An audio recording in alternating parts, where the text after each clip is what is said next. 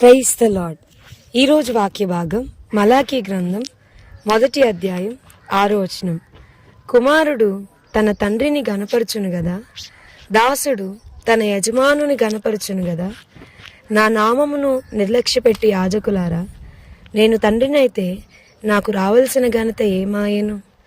నేను యజమానుడనైతే నాకు భయపడువాడెక్కడ ఉన్నాడు అని సైన్యములకు అధిపతియగు యెహోవా మిమ్మల్ని అడుగ్గా, ఏమి చేసి నీ నామమును నిర్లక్ష్యపెట్టితిమని మీరందరూ. ఈరోజు ఈ వాక్య భాగం ద్వారా దేవుడు మనతో మాట్లాడుతూ ఉన్నారు.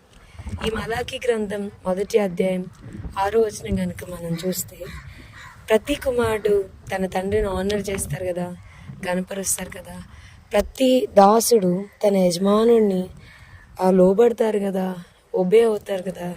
మరి నేను తండ్రినైతే నాకు రావాల్సిన ఘనత ఏమాయను అని దేవుడు అడుగుతూ ఉన్నారు.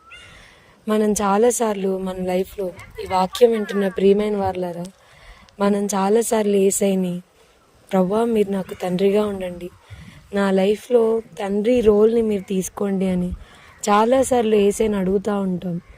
అండ్ ఆయన మనకి తండ్రిగా మన జీవితాల్లో ప్రతి క్షణం ఆ రోల్ని ఆయన తీసుకోవడం. ఈ లోకపు తండ్రులందరికంటే కూడా ది బెస్ట్ ఫాదర్. అందుకే కదా వాక్యం చెప్తుంది, కుమారుడు తండ్రిని రొట్టెని అడిగితే రాతినిచ్చిన, చేపను అడిగితే పామునిచ్చిన, గుడ్డును అడిగితే మరి తేలినిచ్చిన అని చాలా విషయాలు అడుగుతూ వస్తారు. మీరు ఈ లోకపు తండ్రులు, మీరు చెడ్డవారై ఉండి మీ పిల్లలకు మంచి ఈవులను ఇస్తారు.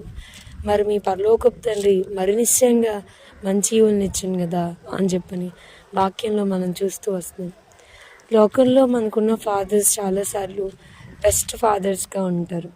వాళ్ళు ఎంతో మనల్ని పట్టించుకోవడం, గాడ్ ఇన్ పర్సన్ మన జీవితాల్లో వారు దేవుడే ఒక మనిషి రూపంలో వస్తే ఎట్లా ఉంటారో అలాగా మన జీవితంలో వాళ్ళు ఒక వైటల్ రోల్ని, చాలా ప్రాధాన్యమైన స్థానాన్ని వాళ్ళు తీసుకుని ఉండొచ్చు.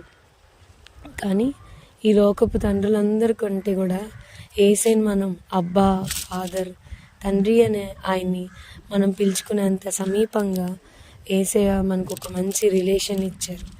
అసలు యాజకుడు మాత్రమే సంవత్సరంలో ఒకసారి మాత్రమే వెళ్ళే అతి పరిశుద్ధ స్థలంలోకి మనం కూడా వెళ్ళి ప్రభుని ప్రతిరోజు ప్రతి క్షణం అతి పరిశుద్ధ స్థలంలో ప్రభుని చేరి ఆరాధించేటువంటి శ్రేష్టమైన కృపను ప్రభు మనకి ఇచ్చారు. అయితే ఈరోజు ఎంతో భారంతో నేను ఈ మాటలు చెప్తా ఉన్నాను.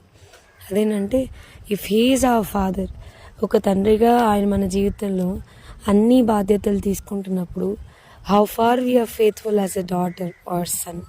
మనమెంత ఒక కుమారుని పాత్రను లేదా ఒక కుమార్తె పాత్రను ఆయన దగ్గర మనం తీసుకుంటున్నాం. ఈ లోకంలో మన తండ్రుల నుంచి, శారీరకమైన తండ్రుల నుంచి కొంత ఎడబాటు వస్తే చాలు మనం వెలువెల్లాడిపోతూ ఉంటాం. Will miss them a lot. వాళ్ళు కొన్ని రోజులు ఊరెళ్తే కూడా చాలా వాళ్ళ మీద మనకి బెంగ వస్తూ ఉంటుంది. ఇఫ్ ఒకవేళ వాళ్ళని కనుక మనం లాస్ అయిపోతే పర్మనెంట్గా ఎంత దిగులు పడతాము, ఎంత కన్నీరు గారుస్తాము. వాళ్ళు లేని ఆ ఎడబాటు చాలా కష్టంగా ఉండిద్ది కదండి. ఈవెన్ చనిపోయిన వ్యక్తిని కూడా వాళ్ళు తీసుకొని వెళ్ళిపోతుంటే డెడ్ బాడీని మనకి తెలుసు అక్కడ మన నాన్నగారు లేరు, daddy is not there, but మనం ఆ డెడ్ బాడీని కూడా విడిచిపెట్టడానికి ఇష్టపడం. దాన్ని కొంతసేపు అన్నా చూడాలి, కొంత సమయం అన్నా గడపాలి అని ఆశపడతాం.